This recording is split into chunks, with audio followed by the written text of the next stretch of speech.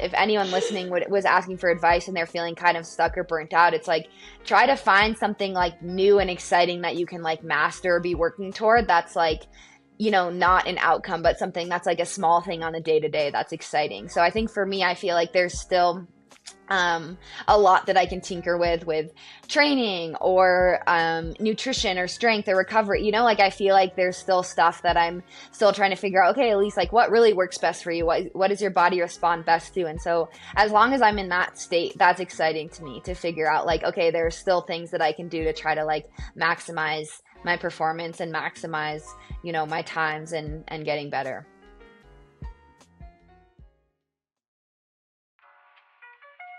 That was Elise Cranny today, back on the Running Effect podcast to recap another wildly successful season for herself.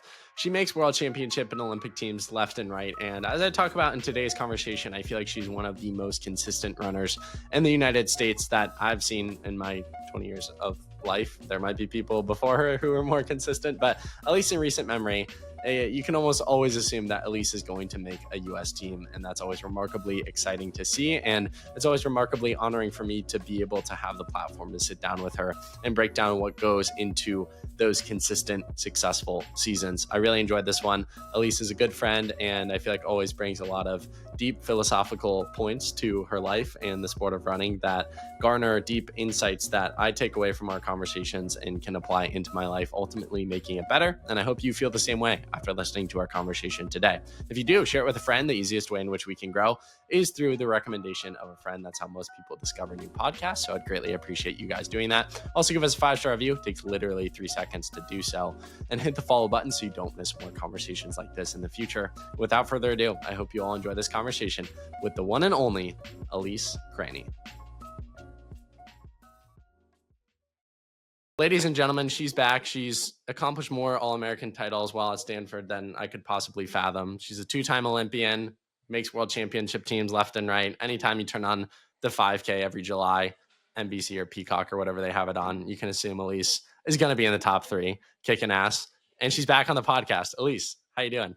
I'm great, and I'm happy to be back. I feel like I've said this before, but I almost feel like now that we've done this, I don't even know. I've lost A count million of times.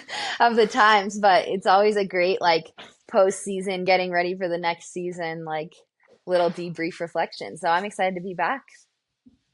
Maybe this is just my washed up running figure who never was a professional athlete and didn't even run in college. But do you feel like the break is never long enough for professional runners? I see on Instagram, people are like ripping workouts and I'm like, wait, I swear world champs was like yesterday.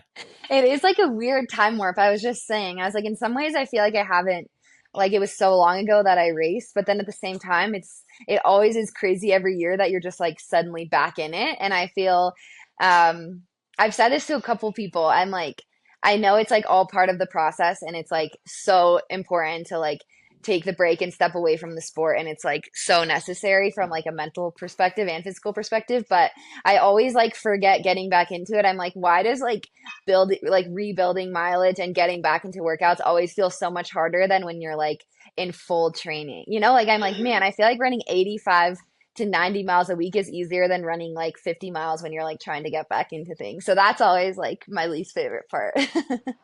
Do you think it's just because of the momentum? Like when things are clicking, you're just used to it and your body's used to it versus going from like vacation and probably like staying up a little later and like having lots of dessert to then like any running is like a big shift for the body. I think so. I feel like it's such a big shift, like for the body, because it's like once you're in like a high training state, I feel like your body's like so dialed in on that, and to like be recovering and handling training, like I feel like you're so dialed in on like sleep and recovery. So I feel like that is my like favorite part probably of break is just like not being so like not having to be so locked in on like a schedule or like, I feel like it's fueling is so important when you're training hard is like making sure you're like eating every like 1 to 2 hours and like getting enough. So it is nice sometimes to be traveling around to be like, okay, I'm not running so much. I don't need to be quite so like concerned with like getting food ASAP right now, or I'm gonna be like, messed up for tomorrow and not have enough energy. So like that piece is nice. I just have a little bit more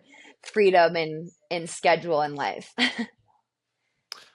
We've definitely talked about like Red S before on podcasts. You're a big advocate for talking about it, which is absolutely remarkable. But I'm curious because I myself I don't think eat enough food, and I feel like it's such a shift for your mind and for your gut to eat as constantly as athletes probably should be eating. Was that a shift for you back in the day when you found out like the gap between like finding out you should be eating more and like actually being like, wow, I should probably eat every 1 to 2 hours? Yeah, it's definitely a shift. And I feel like it was hard at first, but now it's kind of nice. Like I like just like eating way more frequently. I feel like you don't have those like plummets in your like energy. Like I feel like when I wasn't fueling enough, I would be like, oh my gosh, like why am I like feel like I'm so hungry all of the time? So it's also nice to like make little tweaks to feel like, okay, my energy levels are like much more stable. But it is always like I say that to people all the time, like no matter what level that you're at in the sport, it's so important like to fuel enough. And I just feel like people always underestimate just how much they need, especially when you're like in high school or college too, and you're also like going to classes and like walking or biking between classes, like your brain needs all that. It's just, yeah, there's so much that your brain and body needs. During a break for you, are you chomping at the bit to get back to running, or are you like, I could take another week, go to the Hamptons, go to I don't know Yosemite? I feel like it depends on the year. I was just talking to someone about this. I was like, it's really hard because I feel like sometimes partway through the season, it's like you're so ready for a break. And then I feel like the last couple years, I've just ended my season like definitely wanting more, which always makes it hard because it's like you kind of want to get back into it right away because you're fired up. But it's like so important to take a step back. So I feel like this year I did a good job. Of like I know for me that it's like important that I get to the point where I'm like itching to get back to it. Like that's how I know I did my break correctly. Like you want to be like excited to get back in the routine. So I did quite a bit of like traveling on my break, and so I am excited to like get settled and get back into a routine and like get back into the normal like flow of training. Speaking from a motivation, energy driving standpoint, you've had such a it's fun to talk to you so often, so much throughout the years. Like you said, I have no clue what edition we're on, but we've talked pretty consistently over the last 5 years of the podcast, which feels fake that I've been doing this for 5 years. I feel old, even though I really should not feel old. And earlier on in those conversations, it was like you're the fresh girl from Stanford who's like not a rookie to running, but very new to running. And it was like chasing down people like Shelby and Carissa and other names that are now exited the sport. And now when I talk to girls who graduate the NCAA, it's like they're talking about you as like the person that they're looking towards in the 5K or 10K or 15 or whatever the heck event you choose because you're good at them all. I'm really curious, like every fall is, I feel like, a position for a lot of athletes to sit down with themselves, with their coaches, with their teammates, who whatever the setup might be, and say, okay, what are the goals for this year? And a lot of energy can come from that. You've done enough that you could, in my opinion, as an outsider, walk away from the sport and be considered one of the greats in the US for female distance running. So I'm really curious, like, what more do you feel like you have yet to chase? And from that, what do you feel like is the energy going into this season as opposed to 5 years ago where it was like, oh, I need to make a team? You hadn't made the Yeah. team yet. Oh, that's such a good question. I think I'm really excited for this year just with it being like no world championships or no Olympics. Like it is crazy with how it was with COVID of just like the last 5 years have been back to back to back, which you would never have, in under normal circumstances, you would never have more than 3 years of championships in a row.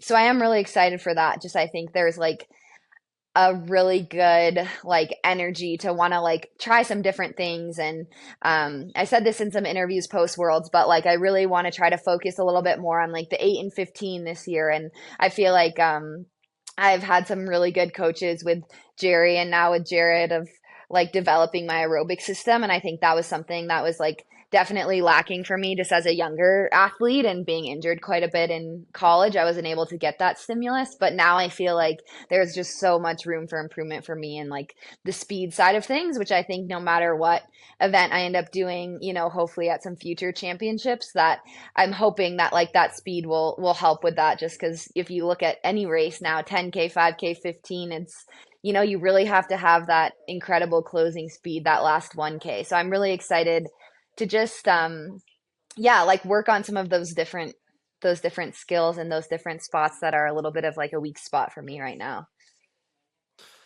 As you look back from the end of your career, like, do you think that marathons are going to be the move? Do you think that it's going to be a shift back down in distance? Like, do you have this perspective? Because I feel like we're living in an age of technology and health and training where you don't have to be so short sighted that we used to have to be, and we're seeing these random shifts from like 10K to trail. And like, I mean, there's so many crazy examples of people doing all sorts of stuff.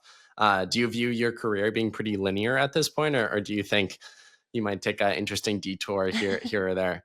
Yeah, I mean, I think like you're saying, I feel like there's so many examples and people that are really inspiring that are showing that like it doesn't have to be a linear path. Like I do think even just a few years ago, it felt like, okay, like if you started the 1500, like you eventually moved to the 5, you moved to the 10, then you moved to the marathon. And so I think that's where I'm excited, like I say, to like potentially focus a little bit more on the 1500 this year, but like not like that doesn't mean, like I won't run a 5K or won't run a 5K in the future or won't also run some 10Ks and won't eventually go to the marathon. But I think it's just, Jared's like taught me a lot about that is like really following like what's exciting. And like even I remember that the trials in 2024, he told me that like we were thinking like maybe I should do the 5 and the 10. Like I would probably have a better chance at making the team in the 10K compared to the 1500. But he was like, well, the 10K is not exciting you this year. So like why would we do that?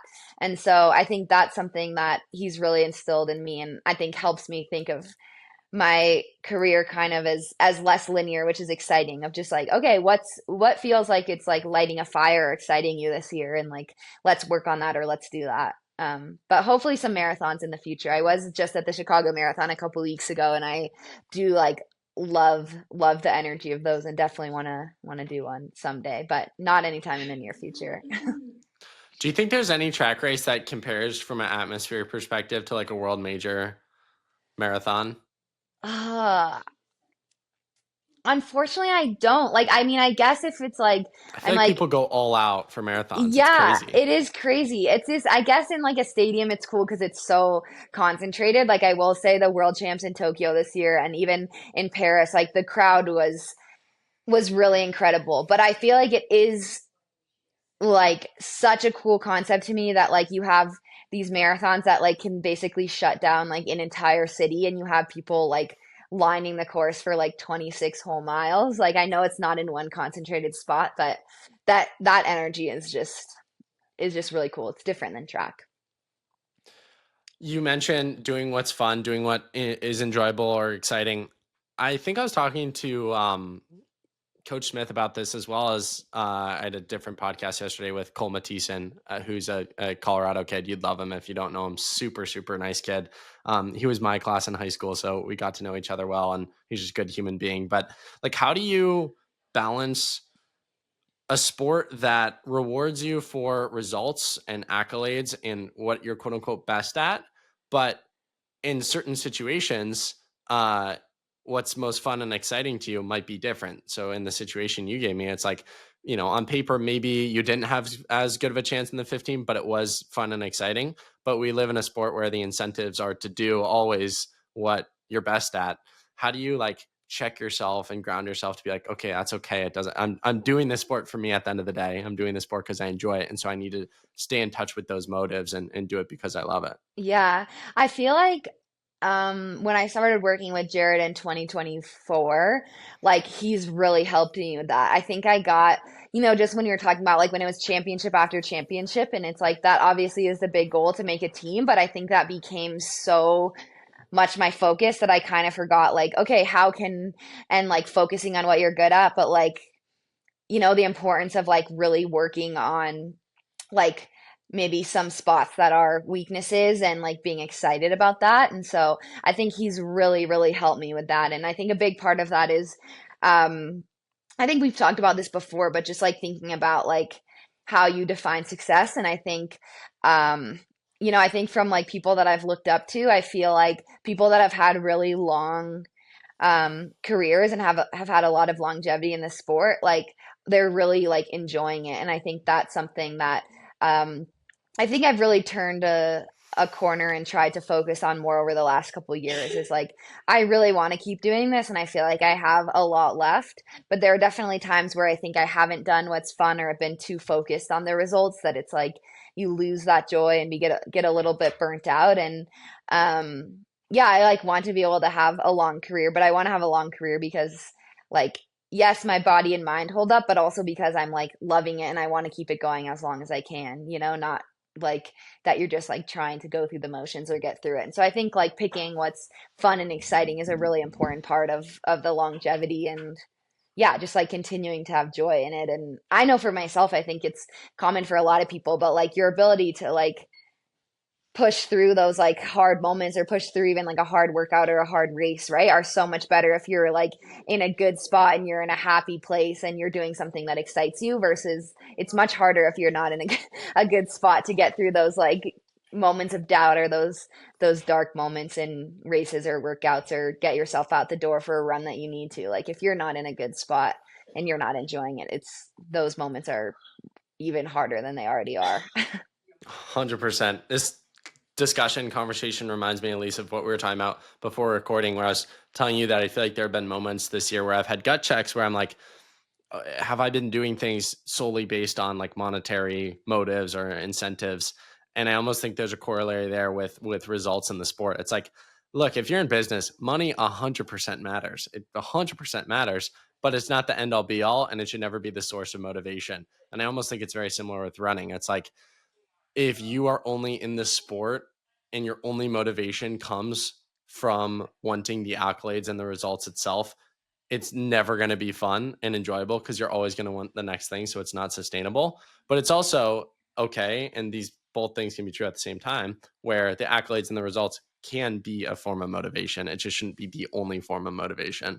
For sure, for sure. Yeah, I think it's like Um, I think it's so important to recognize that, like you're saying, like it's not, it can be a form of motivation, but it doesn't have to be everything. And like, I think sometimes, like, I definitely get into that, like, very black or white thinking. And that's where Jared has helped me a lot in terms of like thinking, like, oh, if you like loosen your grip on this a little bit, or like, he's been really on me recently of like, how do we find like peace in like our training and our racing? And I think for a while it's like I associated peace with like, complacency. And it's like, no, like you can just be at peace with what you did and say that was good enough for today. And you don't always have to be striving and striving and striving for you still to be moving forward and striving, but you don't have to be like forcing the striving or the results, like you also have to, enjoy the day to day, which, yeah, I know sounds like so cliche, but is really like, it's really so important. I know Coach Milt will listen to this, so we have to give him a shout out. One and two, we have to bring up a Coach Milt principle. I bet he's logging his miles on the treadmill right now. He loves you, by the way. He loves all his athletes, but I feel like he always listens to my podcast with you and just Han, No, or just I with love Colleen. Coach Milt. He's Yeah. yeah, like a quick side note, I was saying like my dad was actually talking to me after USA's this year and he was like we like this is just obviously not actually like going through and calculating, but we were like I feel like some of the most successful, like if you look at the most successful coaches or like connections or like through lines for the USA's this year, it was like Coach Mill was connected, like he was either coaching people that made the team or he was somehow like had coached or connected to. And I'm like, it also is so cool to see like just both him and Mike Smith and knowing their relationship and seeing them like both have like so much success. And yeah, I'm so grateful that I still have such a good relationship with him after all these years. Like he really did set up my like when we talk about longevity, I'm like he definitely set me up for a The long-term mastermind career. behind it. Yeah. I mean, him and Smith, like, I feel like they have the coaching tree 10 years from now, 15 years from now, where we're feeling their impact. But I feel like a lot of their athletes are going to be the next ones who, like, really pass and carry on the torch in the NCAA and then the pro scene. And then, 30 years down the road, they're going to be old men. And we're going to be like, we're going to talk about them like how we talk about, like, Coach Gaggs, where, like, everyone reveres that guy and, like, he had a Yeah. hand in everything. But, speaking of the Coach Milt principle, you were talking there at the end of your response about, kind of the difference between coming at it with like a light energy versus like kind of a tense, tense energy. And one of the principles he taught me that I loved was, he said that the hardest season for an athlete is the season after you get good. Cause he goes, the season you're good and you get good, everything's like very loose, everything's very free, things come to you. And then the season after you get good, you're so worried about either like replicating it or making it better, and you approach things from like a very tense perspective, like you have to do things in a very tense perspective. And I'm almost curious with you, it seems like every year you do a little bit, you minimally replicate, and you're always striving to be a little bit better and a little bit better, because that's, of course, you're an athlete, you're a competitor, you're going to go to a you'd be crazy not to go to world championships and say, I want to do better than I did last year. So how do you try and bring a level of like funness and lightness that you know will yield the best results, while also respecting and being serious about your craft and wanting to do better than you have in the past? Yeah, that's a great question. I think it's like, man, it's hard because I actually think that's something that I am like working on, particularly at the global level. Like, I think that I've like found a little bit of like that looseness with a lot of races throughout the year, and even at USA's when it's like so important, right? You have to be top three. But I think it a little bit like, I feel like I've kind of been stuck within like ninth to like 12th or 13th at the global level every year. And I think that's where I've noticed like most of that like resistance, or like you're saying, like Coach Milt, like kind of getting like, to like, I feel like, what's his other quote? I'm gonna mess it up, but it's like dance with the person that brought you or something. I might totally mess it up, but that was a quote that he would use. And so it was like, um, it was basically like, when you show up to a global championships, like don't do something different than you've done all year that like got you to that point. And I think, that's been my downfall a little bit, I would say, between USA's. I feel like I'm so excited to like make the team after USA's. And then I'm like, okay, now I want to like do something at the global level. And I think that's where, a lot of Coach Milt's helpful advice has come into play in terms of like, and working with Jarred too, of like, you don't need to go like do anything different than you've already done. Like you need to show up there and like you're going to run your best if you are loose and you're not trying to force it. But yeah, that didn't really answer your question, because it's like it's something that I'm still trying to work on for sure. But back again to like the trials in 2024, like I think that's where I'm so glad that Jarred had me do the 1500, because I think like I was just having so much fun. And I think that was where I like try to want to channel that of like, man, I PR'd in the 1500 and I didn't make the team. I was sixth, but like I was having so much fun and I wasn't forcing it. And I had no idea how fast I was running. And it was fun to be like, wow, this was like such a bonus that we like PR'd here. So that's something that I try to think of is like, yeah, like some of the best races I've had are when it's like you're not focused on time or outcome and you're just loose and you're really able to be in that like flow state competing. Another one of Coach Milt's principles I love is he says, he said this in relation to the NCAA cross country meet, but like being good is actually excellent at the championship level, and that people will show up to these championship level meets and think they have to do something they've never done before. And if you show up with that mindset, you're probably cooked. Because it's like the tenseness that comes from having to prove yourself in this 15-minute race or however long it might be. There's such pressure and expectation, and people rarely perform their best when they have that. And like being good is actually excellent. Like if you can just show up and do what you can do, I think it's a completely different energy. How do you show up to world championships and you hope that you have the best day you've ever had before, but you also have to reconcile with the fact that it's unlikely with how often you've raced that you're going to feel magically different than you ever have before. But you also want to leave hope and room for like Courtney Frerichs, Molly Seidel races we've seen in the past where like magic happens.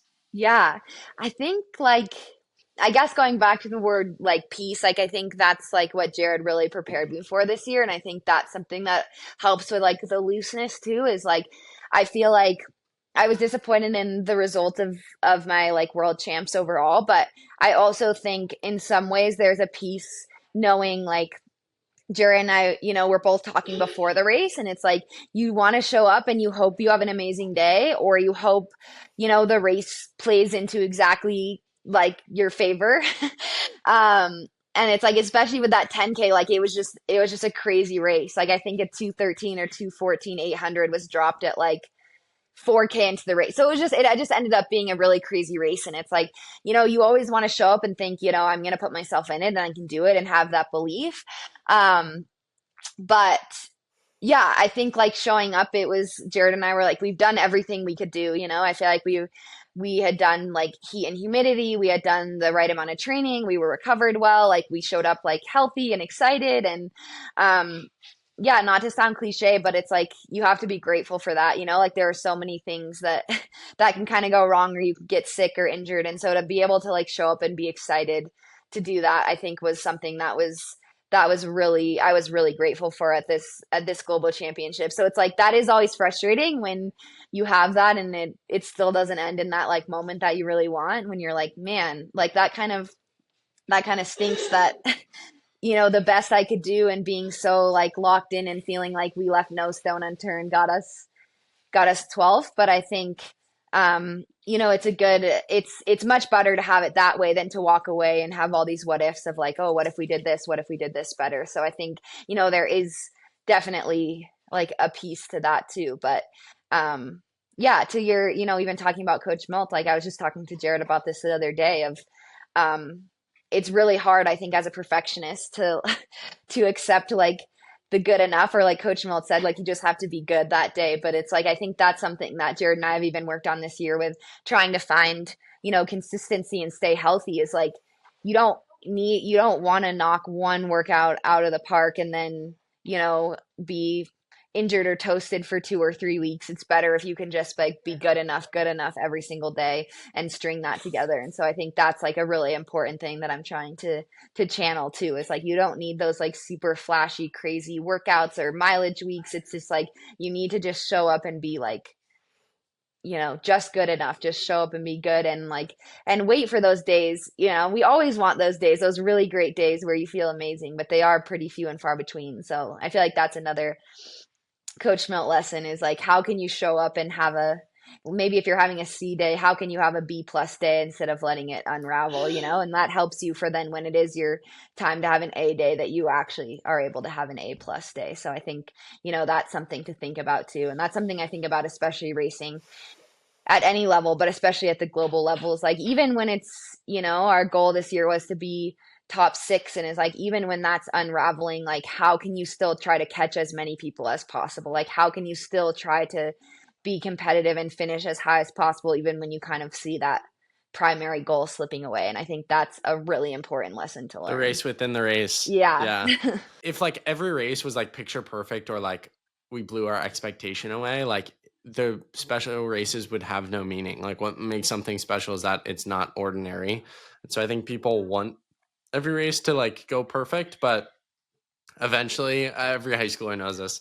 Eventually you stop dropping 10 seconds every single weekend, every single Saturday. Like there's that like 1 year where you can be like invincible and then reality hits you and cling on to it if you're in that moment because it is special and like things are clicking.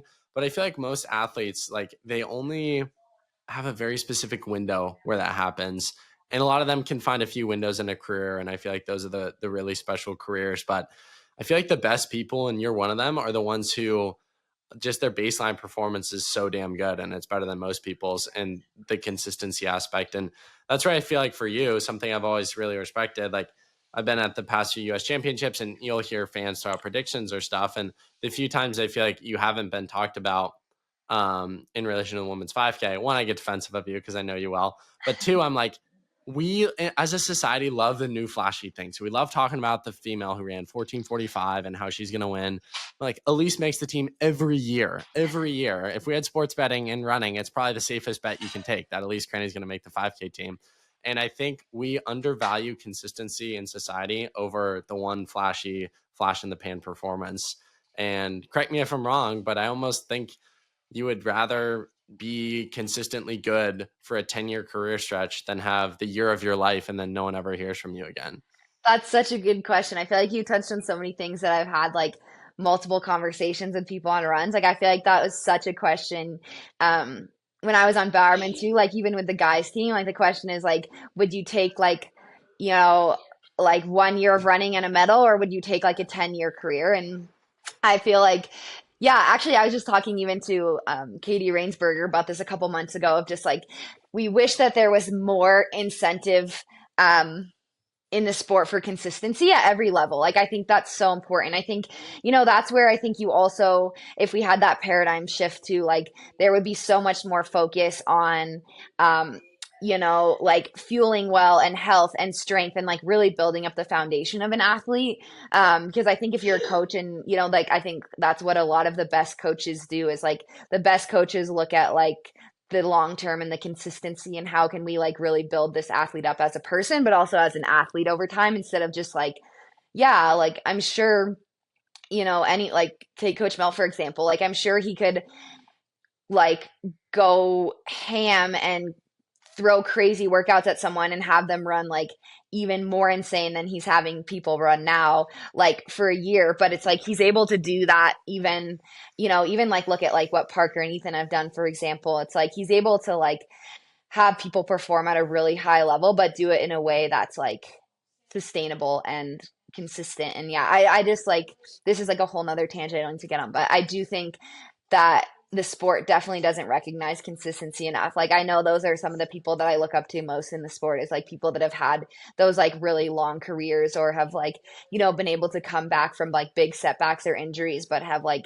continued to be able to like go and do it. I mean, even like if you look at like Emma Coburn, for example, is like she was like healthy and consistent for so many years and like she's still doing it at the highest level. And it's like that's something that's just yeah, it's like to your point, like the more like you don't get many of those like really special days, but I think the more consistent you can be over time, the more opportunities you create for yourself to like hopefully have some of those moments.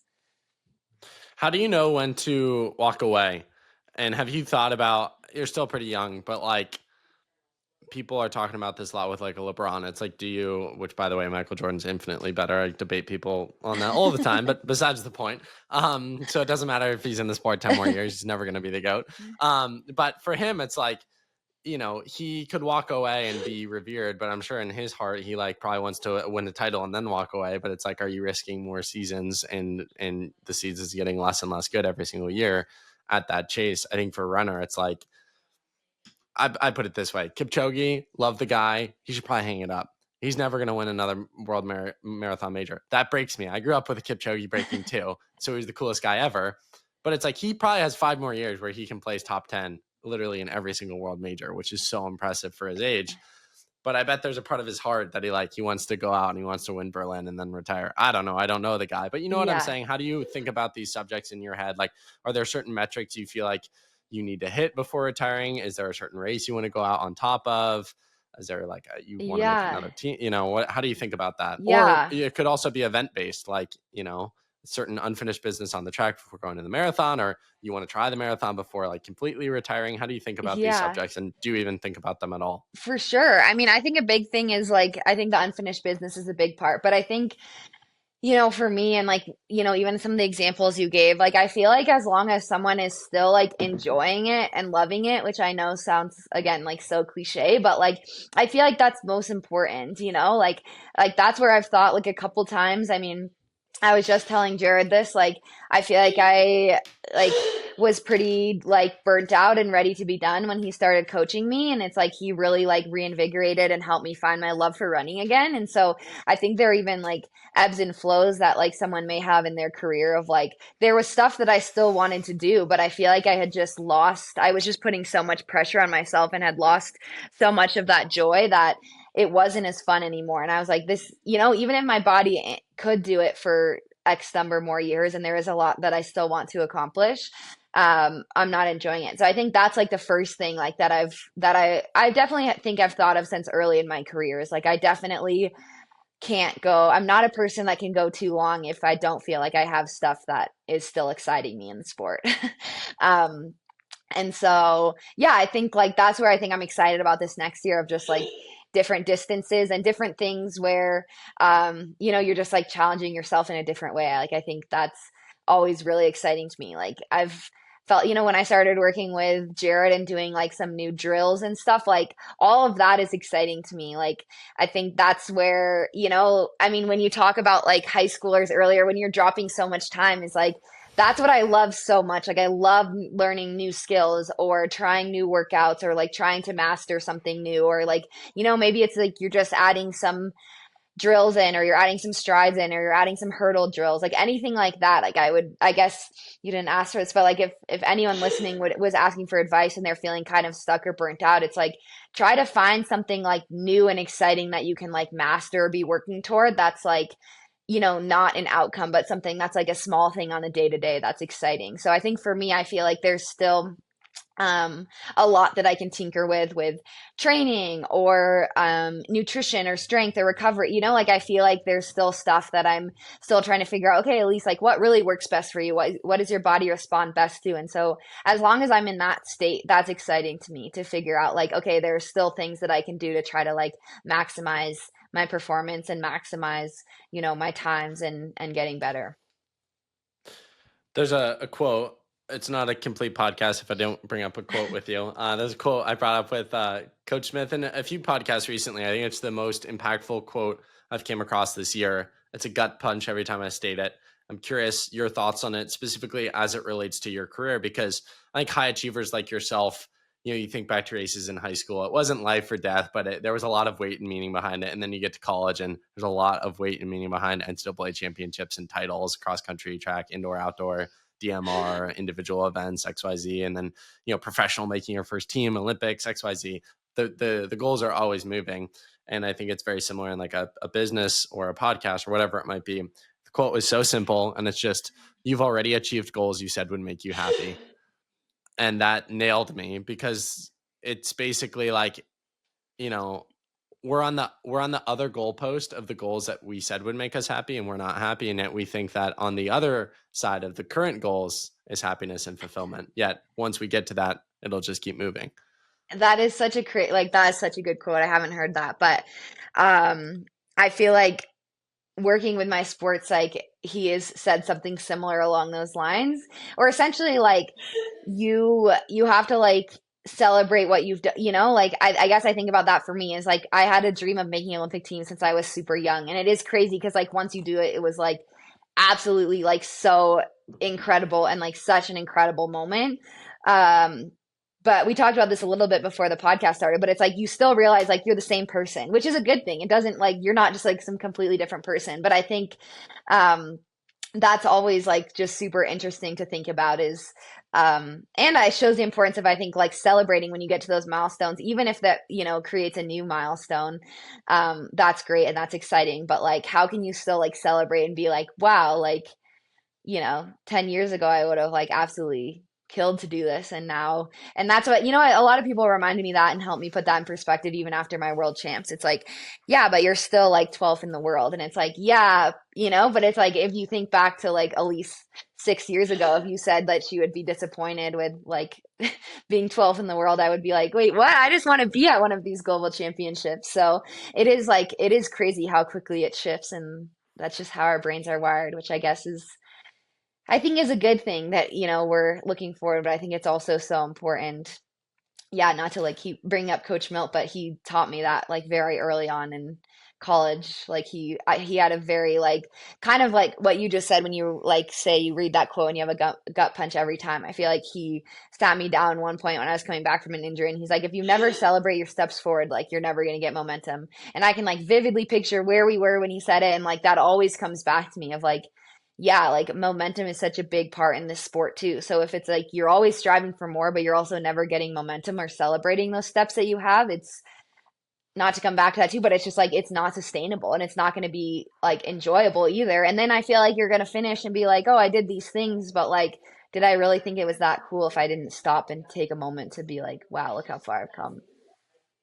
Correct me if I'm wrong. You might know this world better than me, but I feel like most professional runners are miserable at the end of their careers because they never actually appreciated the accomplishments during, because they lived in a constant state of chasing. And unfortunately, I just think entrepreneurship, business, in sports, we'll say running for this sake, attracts the type of people who are never satisfied. And so it's like a hard case study where it's like, I think these endeavors select for the type of people that are never satisfied, and that's why they go do batshit crazy stuff like run a 14 yada yada yada 5K, whatever you're down to.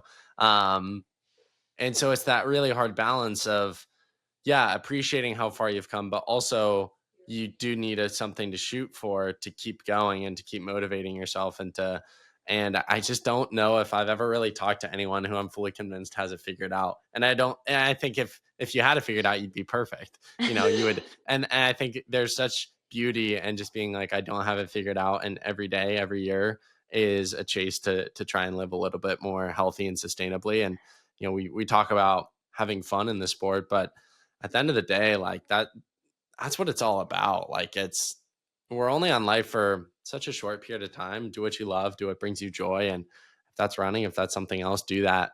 And that's another reason I think just like accolades and contracts. And I get scared 10 years from now because I think a lot of kids are getting into the sport because of NIL. And it's just like this. You at NIWA back in the day did not know what the words NIL meant. You were running Yeah. because it was fun and you had fun with your teammates and you were good at it.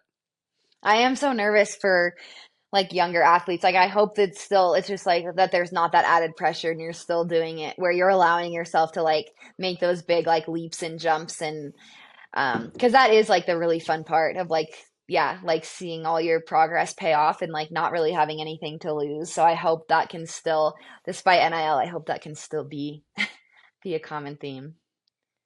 I also just think that we as humans think that people care a lot more than they actually do. And it's like it's such a hard reality to sit and say, if I ended this podcast, people might care for a week, but a year from now, really no one will remember. And that doesn't mean that I don't have a lot of impact right now, or I'm not like helping to positively influence people's lives now. But it is a really interesting and I think can be freeing perspective to just be like, no one really cares. And there's a great tweet that summarized this. This was written on March 28th, 2025, so a little bit ago. But this person wrote, the Queen of England died 18 months ago. She ruled an entire nation and accumulated more wealth than 99.99% of humans. And yet, you haven't thought about her except for this tweet. No matter how big your dreams, you're going to die. Everyone will move on. Do what you want. And I Wow, think it that's is a a really crazy freeing tweet. perspective to be like, it's crazy and it's an extreme, but sometimes you have to take the extreme to actually get the point across, which is like, yeah, like your running matters or my podcast matters, or if you're out there and you're listening and I don't know, your school matters, but it's like it's not that people are so selfish and care about themselves to an unhealthy extent for sure in society. And so it's like, if you're not doing it for you and you're doing it for other people, or you're doing it for their praise or their accolades, or one, it's not sustainable. And two, it's just like, it's not a healthy source of energy Yeah. to draw motivation from. For sure. I think that reminds me of something that like Jared has deeply ingrained in my head. And when we first started working together, he said like, who's at your table? Like literally like get out a notebook and like make a circular table and put like who is around your table. Like those are the people who like love you and care about you unconditionally and support you. And like those are the people whose like opinion matter, or who you can talk to. And he was like, anyone else, like you shouldn't let like any external pressure, you shouldn't let like unnecessary opinions, like et cetera, et cetera. And I think that's so helpful and like is a good exercise for anyone is just to think, okay, like who are the core people in your life, whose opinion you really value and who you really trust and who like are there for you unconditionally and like what would they think in this situation and like anyone outside of that, it's like you're saying is like don't worry about what they're thinking. They're probably not even thinking about you. They're concerned with their self and their life. And yeah, I just think that's always like another helpful thing to come back to is like focusing on the core people in your life because there's a lot of outside noise for sure. That's a good follow-up step for the people listening. Homework. Go Yeah, get a piece of paper out, draw a table, find out who's who's at your around it. table? Because that eradicates social media immediately. Like, people are so obsessed with what people think about them online, and I think you've done a better job than anyone I know, quite frankly, around big races and eliminating social media.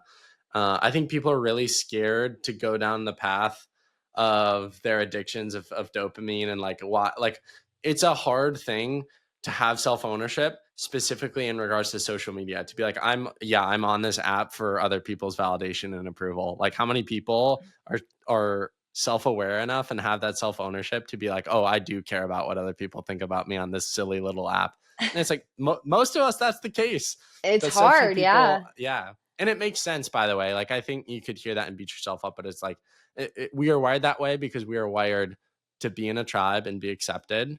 And so if we see anything negative, like, it's a natural, normal response to be like, oh, that hurts, or I don't want to Yeah. see that, or I Yeah. want to, it's a good thing to want approval. It just shouldn't overrule your life and your thoughts and your patterns. Yeah. No, so true.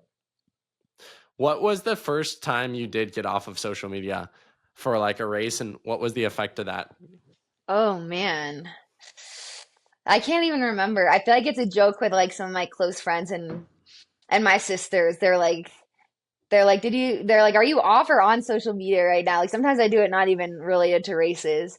Um, I'm trying to think when I first did it, but I think it was just like learning the importance of like protecting your energy and being like, okay, for me, like social media is just like you don't exactly know what you're gonna see. It's like there's a surprise element, and I think for me before a race that started to feel like a bit uncertain. Like I don't like that I'm not gonna know what I might see, and it might trigger some sort of reaction that like might put me in like a headspace that I don't want to be in. And so I don't remember exactly when it started, but I'm just like, okay, I feel like I want to do everything in my control to put myself in the best headspace, and that feels like something that's not going to help me do that. And like, and everyone's different, and for some people maybe it helps them, but for me, I'm just like, if I don't know what I'm going to see, I might see something that I don't know, might upset me or something else. And it's like at that point in time I gotta control like my mind as best as I can. Something I want to ask you about before we wrap up is, I know change can take a while to set in and sit in and deal with. And even if like the new situation is amazing, it still takes like a lot of time to like set in. With Jarred now, I feel like going into this year, you guys like really understand each other. You're probably very adapted to the training. The drills you mentioned doing for the first time probably aren't as new. You probably understand them. You probably don't have to send pictures and be like, am I doing this right? Um, Take me through the energy going into this year where you're in this coach athlete relationship, which in your words kind of revived your career. You were really struggling before Jarred, questioning, whether you wanted to continue within the sport. You find Jarred, things are reframed. It seems like you start to have a lot more joy and fulfillment and energy from the sport. How excited are you going into another year with him, specifically now that you do have a longer history of the coach athlete relationship and you both know each other really, really well?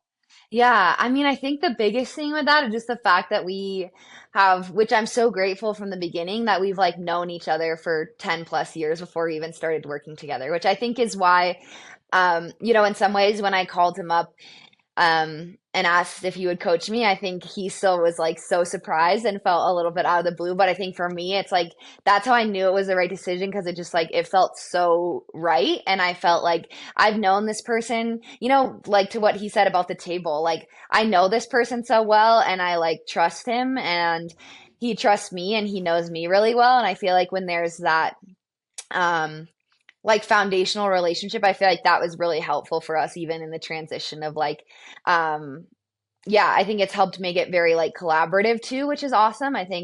Um I feel like it's helped me take a little bit more responsibility for my career, which I think has been really empowering. And, but it's like important that you have that foundational trust. So it's like, we know that like if we're discussing or collaborating on something, like neither person is like questioning the other. Like I'm not questioning the workout that he's given me. I'm just like, oh, can you help me explain this? Or I know that my body responds in this way. And I feel like that's been like a really healthy, really great relationship. And I think yeah, I think like working with him, it's like really helped me grow a lot as a person too. And even in my communication style and my things like that, like it's a really good, like I said, when you have that foundation of someone that like can kind of like call you out and hold you accountable because there is that trust and that love there. And so I think that's like been really huge. It's just, yeah. And like I said, he's really helped me and continues to help me work on kind of the mental or the other aspects of the sport just outside of training. But even this year alone, I guess is my one example is I feel like kind of my perfectionistic tendencies started to come out a little bit more. And so I think I was like doing a pretty poor job executing the workout because I wanted to run faster than he had given me, or wanted everything to be like better than it was. And then I would just totally like ruin and destroy the workout for how it was written. And so I think, even just still like I said, like just working with him longer and him teaching me all those other things um, that I feel like aren't exactly talked about as much, but are like it's such an important part of training. Like it's not just a coach giving you training. There's so much more to it, and so much more in the growth and development as an athlete, but also as a person and in how you're approaching the day to day and how I'm executing workouts or races and how I'm thinking about it and how I'm setting goals and how we're defining success together and all that. Coach Cranny one day? Question mark. I've Oh definitely asked you this before, man. but do you think about that? I have. I think when you asked me, I'm like, I feel like that wasn't on my radar like my very first couple of years of running pro, but I definitely feel grateful that I've been surrounded by some really great coaches all the way back to high school. So I'm like, it does excite me sometimes, but we'll see. Final serious question for you, at least today. A year from now, we talk a year from now, as we probably will, knowing us. What would you consider success to look like? And if you could be a fly on the wall for that conversation with Elise a year from now and Dominic a year from now, what would be some things you'd hope to hear Elise say about how the past year went? Yeah, I guess I kind of started saying this with like what Jared had kind of asked me for like what I was looking for 26 or 2016, 2026, like outside of outcome goals. And I would say like peace, I think, is a big one. Like I've talked about joy a lot, and I think I really want to feel like, okay, 2026, I had a lot of fun. I really got out of my comfort zone, explored some like different events again, like worked on my like weaknesses.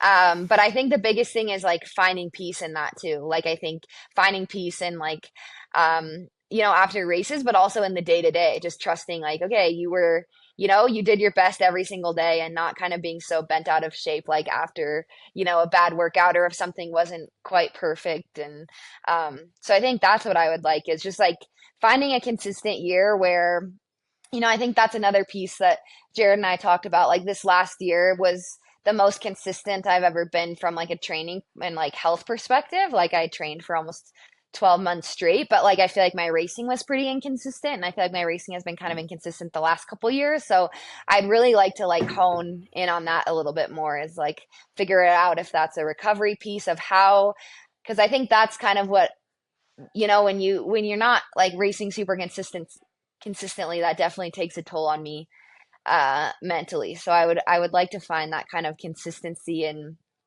working out and racing. And maybe that's, like I said, not trying to hit a home run every workout, but just like showing up day in and day out and knowing when good enough is good enough and you don't need to go above and beyond. And yeah, like finding like the peace in that instead of, I guess like I guess it kind of ties together everything that we've really been talking about, but really finding peace in like the journey and still trusting that like I'm always going to be striving and having those big goals, but like it's going to be much more enjoyable if I do it with peace instead of like kind of forcing that striving and just being like, I need more, I want more sort of thing.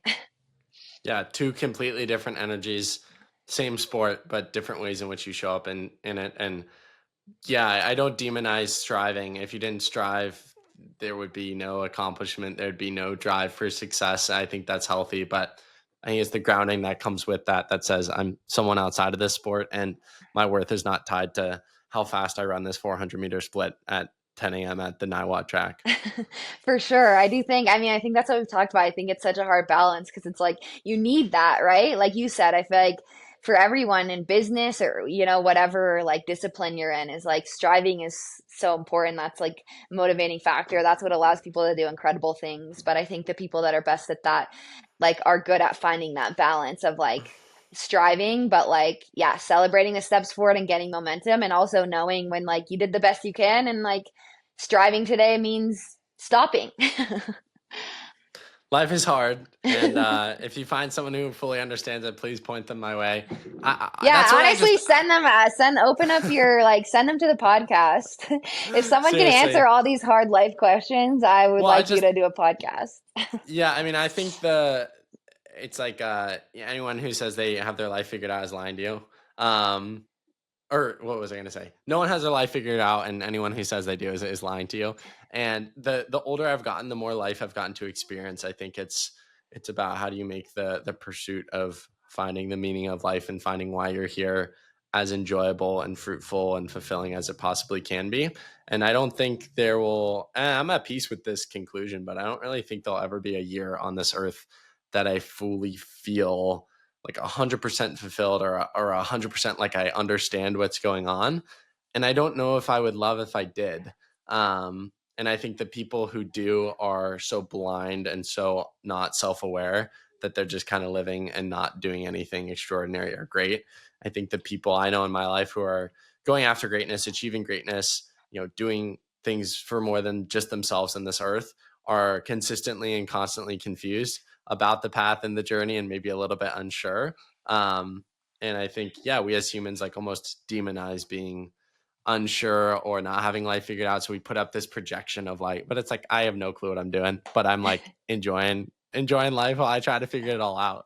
I think And I think that's a everyone content is, place to be in. Yeah. everyone's Yeah. figuring it out. And I think that's the most Yeah. important thing. Like not to say that again, but something Jarred taught me is like, just like having curiosity and like really being like open to like learn and like admit like, hey, I don't have it all figured out. Like, let's see what we can do.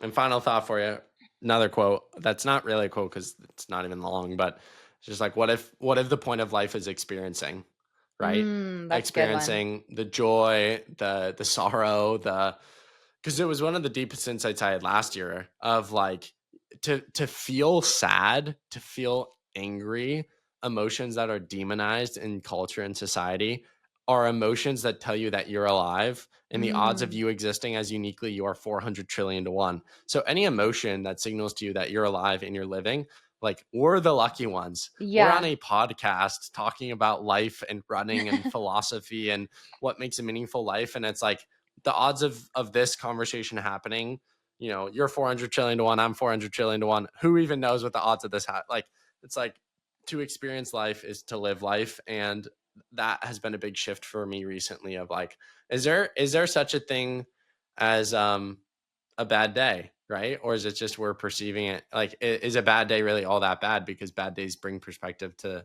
the good ones. And I'll leave you with the actual final quote. I loved this. I thought this was another gut punch. And I thought this was just such an excellent quote.